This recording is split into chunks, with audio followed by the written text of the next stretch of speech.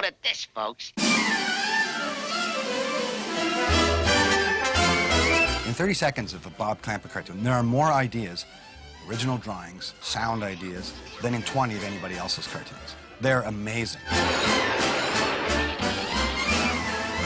He was the man who put the word loony in Looney Tunes, in my opinion. He had so much to do with setting the style that we recognize today as the unique Warner style of cartooning. You're an observer, and the cartoon's on the screen, and there's this space between them. And you sit back and you watch it, and you laugh at the jokes and whatever. Clampett's cartoons would grab me and yank me into the story with him. You couldn't mistake a Clampett cartoon for anyone else's.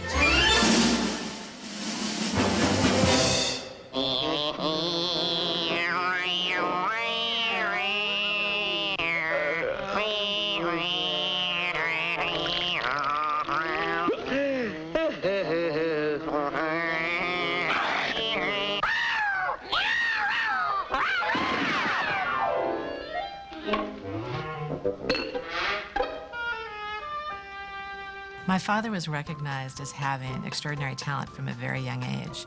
When I've seen drawings that he had done at the ages of 4 and 5, they were just unbelievable. So he had recognized and known from the earliest days that he wanted to do art, but he especially loved cartooning. And at that point, of course, he was more familiar with comic strips. Through the LA Times, they had awarded him a contract that when he was done with school, he was going to come be a comic strip artist there.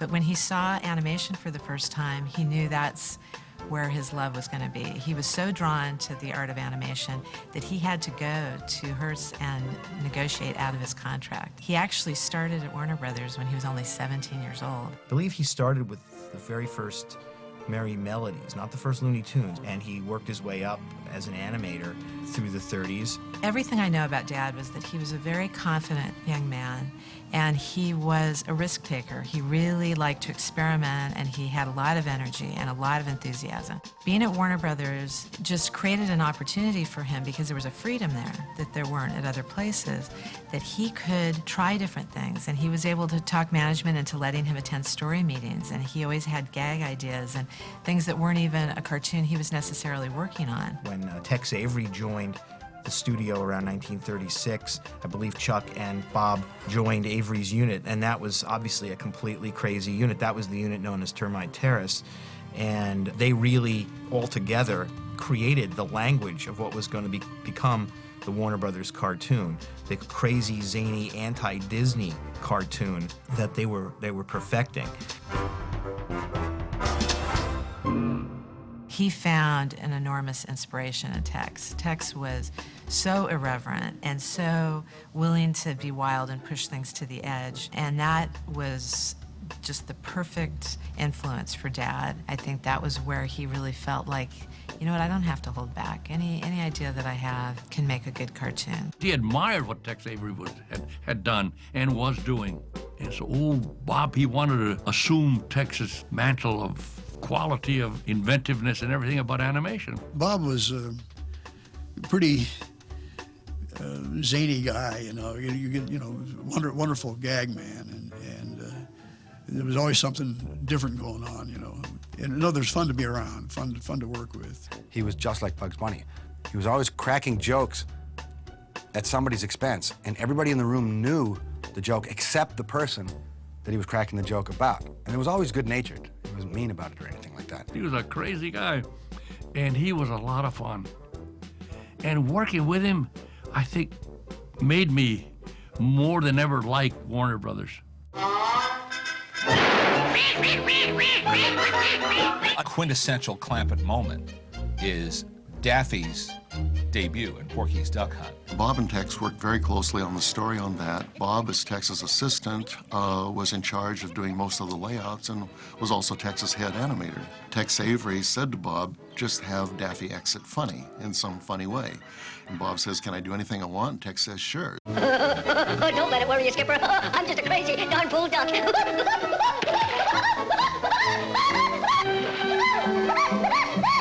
He has series, Daffy Duck just go crazy and bounce up and down on his head and whoop and holler. And That was a level of wackiness that few moviegoers had ever seen in the late 30s. That kind of looniness was startling, I'm sure. And that's when Bob Clampett was promoted into the director chair.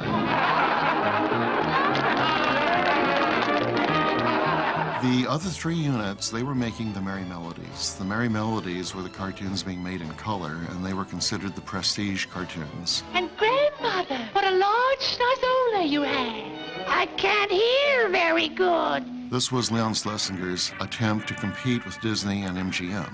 Welcome, little girl, we are here to greet you. Very glad to meet you. Now, Disney and MGM had much bigger budgets than Leon had to make cartoons with, and so it was very difficult to try to compete. Now, to amortize that cost, they had a very low-budget series called the Looney Tunes, which were all in black and white. As the studio was growing, they were adding new people. They'd put all the new people, the beginners, in the black and white unit. Now, Bob Clampett, he had to do the Looney Tunes while the other guys did the Merrie Melodies. And they contributed a few Looney Tunes to fill out the schedule, but mostly they were done by Bob Clampett's unit. This is my opinion, but it's based on a lot of circumstantial evidence. I really believe that Leon put Bob in charge of that to save it, because Bob Clampett had all these great ideas. Clampett is working in the later 30s and early 40s when the Warner style is really beginning to gel. They're discarding the kind of non-entity characters like Buddy and Cookie, Foxy, who really didn't have much in the way of discernible personalities. Go on, folks! And they're finding what the personalities of their characters really are. Bob initially did Porky Pig cartoons in the black and white Looney Tune era. He really helped change and make Porky Pig into the character we know him today. You heard what the boss said. If we're late again, we lose our we'll get canned. The early Tex Avery, Frank Tashlin Porky Pig was this big, fat pig. Bob redesigned the character to be smaller, cuter, made his head bigger, made his body smaller, and that became the Porky Pig that we know today. We considered Bob Clampett kind of off the wall, but when I look back at his cartoons, they are great. They are classics. Like Porky and Wackyland, that just brought the house down. And to this day, I enjoy it. The cartoon Porky and Wackyland is considered a classic. Porky is hunting a crazy dodo bird and enters a kind of a surreal Salvador Dali-esque landscape.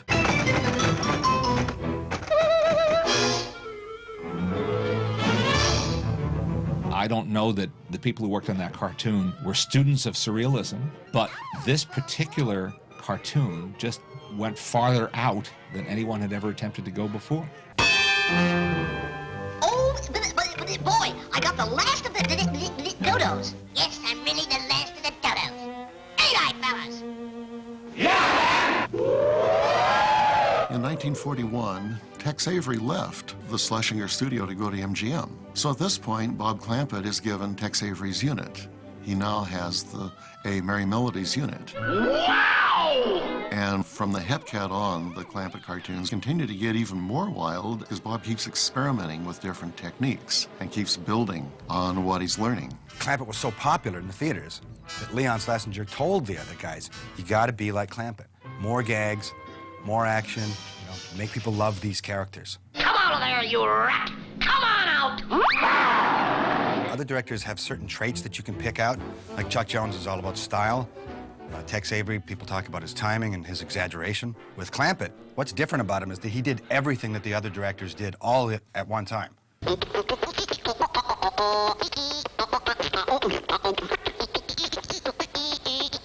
Like Tex Avery, he knew he was making films and they were cartoons, and in cartoons you can do anything. His characters are, the word that keep coming to mind are things like flexible and plastic. Because even though by the early 40s the characters are becoming more solid in their anatomy and more certain in their structure, Clampett's are still rubberier and there's a physicality to his animation that I think carries through into some of the wilder moments in other films done by other directors while he was there or even after he left. The characters are placed in crazy situations. Their reactions are completely wild. The word that really comes to mind is energy. Energy is the thing above all that separates his cartoons, and a kind of comic anarchy in that energetic presentation that was unique to him and his cartoon. To me, Clampett is the one that invented acting in cartoons. It wasn't done before him. Oh, the little man from the draft board, he is coming to see me. Oh, the man from the draft board. Oh, yes! Clampett's characters act like humans. They're very exaggerated. Yes, me. It has to be me. Poor me. But it's never just generic happy, it's never just generic sad. It's always a very specific expression. So you watch Daffy Duck in his cartoons, he doesn't have a model sheet of Daffy's 3 expressions. Nowadays, when you make a cartoon, here's Homer's happy expression, here's his sad expression, here's his dumbfounded expression. And that's it, never varies. Humans aren't like that, though. Each human has a range of expressions, a lot bigger than 3 or 4 expressions. Watch the Clampett characters. When they go from one expression to another, on the way from one expression to another, they have strange faces and things that move from one to the next. And that's the way real people are. It's something about the thought process is changing from one mood to the next. And you see that all over the Clampett cartoons, especially in the Rod Scribner scenes and the Manny Gold scenes. Freeze frame them, and they don't smoothly go from one pose into the next one. They're not in between. Things happen along the way that enrich what's going on. And that's not a thing that I think that the audience can see, but you can feel it. The individual drawings that you don't see, because they only last 1/24th of a second, they are fantastic. 5 seconds of it, and you'll see more expressions than in your 10 years of the rest of Warner Brothers cartoons. It's unbelievable.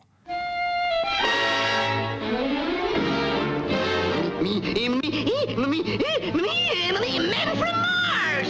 Dad in particular liked to look at what was happening out in the world.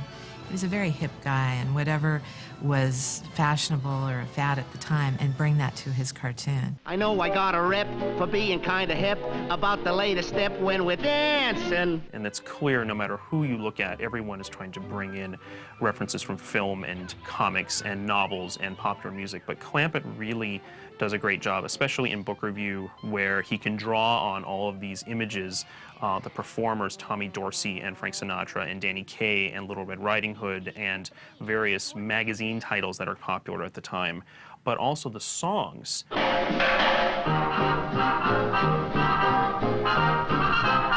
His cartoons are just overflowing with music, and that's one way that he really brings in a lot of contemporary references. A lot of animators have one influence. It's Disney. Clampett was influenced by everything. Film, radio, music, jazz. And he was particularly influenced by strong, exaggerated performers. Hey, Dad! Look! Stilts! He loved Al Jolson. Because Al Jolson was the world's greatest entertainer at the time, in the late 20s and the early 30s. The guy gave his all when he went on stage. That's how Clampett was. He felt it was his duty when he made a film to give everything to the audience. Every frame was valuable. Get me out of here! I love Great Piggy Bank Robbery from Bob Clampett for its just sheer manic depravity of Daffy's fandom over these Dick Tracy-style characters. Great Piggy Bank Robbery was basically a cartoon with one character all the way through it. And yet, it's completely gripping. But from the first scene, when Daffy Duck is just marching back and forth in front of the mailbox to Raymond Scott's powerhouse. Why don't he get here? I was just completely gripped. This was something I had never seen before.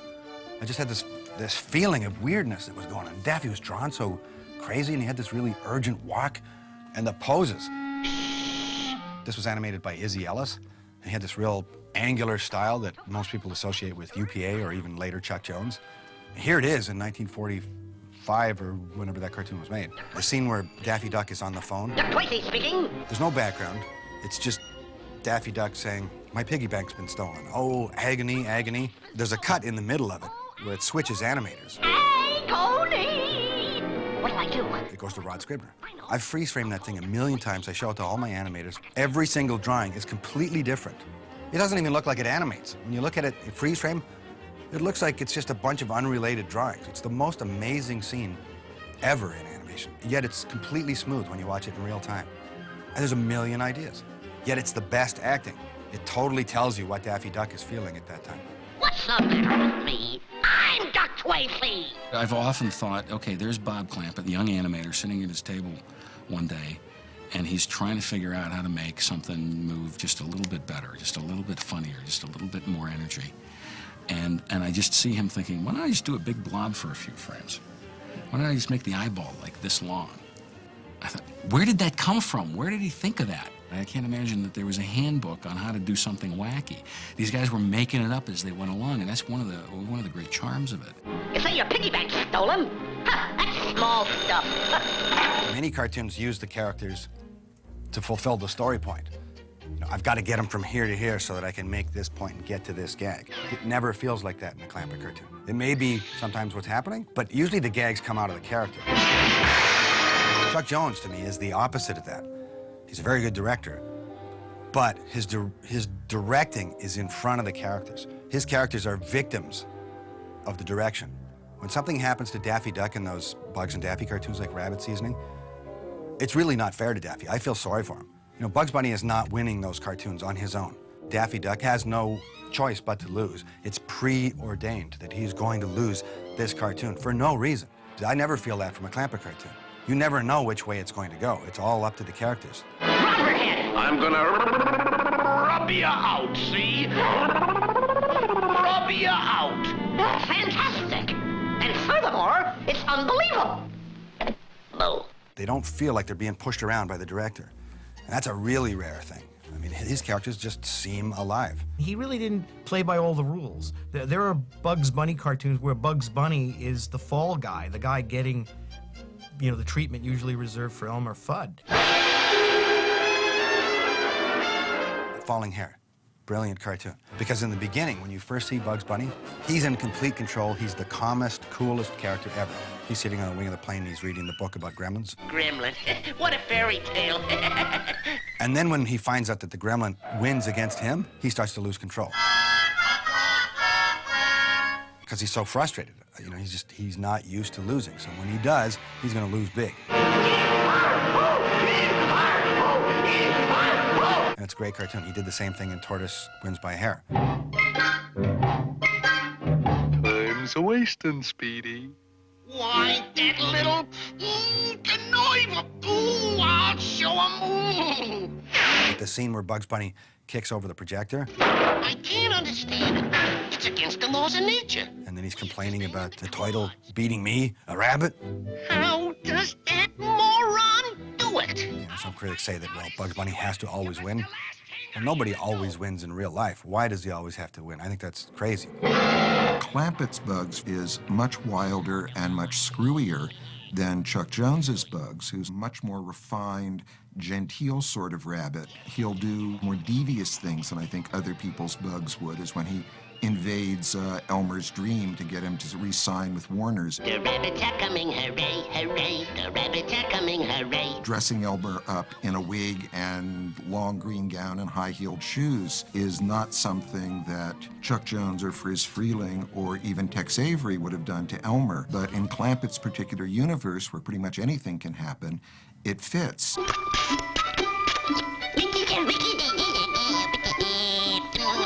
Finally, in 1945, Bob decided to leave the studio because television was opening up and he wanted to have more complete control and ownership over his product, and he thought his chances in television would be better. And I, as a Clampett fan, am so sorry that Clampett chose to end his career in theatrical cartoons when he did. Heaven only knows what we might have seen if Bob had stayed at Warner's. His influence was felt throughout the studio. His development of Porky Pig in the 30s, his completely crazy, funny, wild, off-the-wall style in the 40s, a style which helped define Bugs Bunny. It gave us Tweety. You know, I thought I taught a putty can. The wild woo-hoo-hoo-hoo Daffy Duck. That's a Bob Clampett creation. I love that duck. Clampett was the first guy to really make those characters come alive. His cartoons are not as well known as some of the other directors' cartoons because he left Warner's in the mid-40s, and then for several decades it was only the post-48 Warner cartoons that were continually shown on TV. So I'm really glad that people are becoming aware of Bob Clampett's work. Well, now I've seen everything.